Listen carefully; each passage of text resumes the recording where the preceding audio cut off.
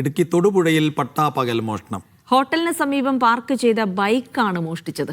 മോഷ്ടാവ് ബൈക്കുമായി പോകുന്ന ദൃശ്യങ്ങളും പുറത്തു വന്നു. മുഹമ്മദ് ആഷിഖ് വിവരങ്ങൾ നൽകും. ആഷിഖ്, ഇതിൽ നിന്ന് ആരാണ് മോഷ്ടിച്ചത് എന്നുള്ളത് കൃത്യമായി മനസ്സിലായിട്ടുണ്ടാകും. അതുകൊണ്ട് തന്നെ അന്വേഷണം എങ്ങനെ പുരോഗമിക്കുന്നു? ആളെ കണ്ടെത്താനുള്ള സാധ്യത പെട്ടെന്നുണ്ടാകുമോ?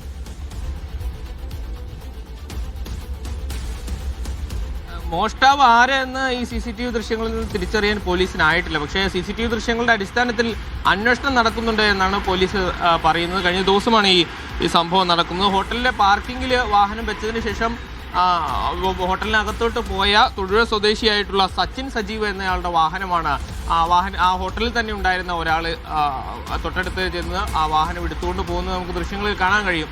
ഏതായാലും പട്ടാപ്പകൽ മോഷണം നടത്തിയത് തൊട്ടടുത്ത പോലീസ് സ്റ്റേഷനോട് വളരെ ചേർന്ന് കിടക്കുന്ന സ്വകാര്യ ഹോട്ടലിൽ കൂടിയാണ് ഈ സംഭവം നടന്നത്. പോലീസിനും വലിയൊരു അഭിമാനത്തിന്റെ പ്രശ്നമായി മാറിയിട്ടുണ്ട്. ഉടനടി തന്നെ ഈ മോഷ്ടാവിനെ പിടികൂടാൻ കഴിയും എന്നാണ് പോലീസ് പ്രതീക്ഷ പങ്കുവയ്ക്കുന്നത്. CCTVയുടെ അടിസ്ഥാനത്തിലാണ് ഈ പ്രതിയെ കുറിച്ചുള്ള അന്വേഷണങ്ങൾ നടക്കുന്നത്. സൈഫുദ്ദീൻ. ശരി.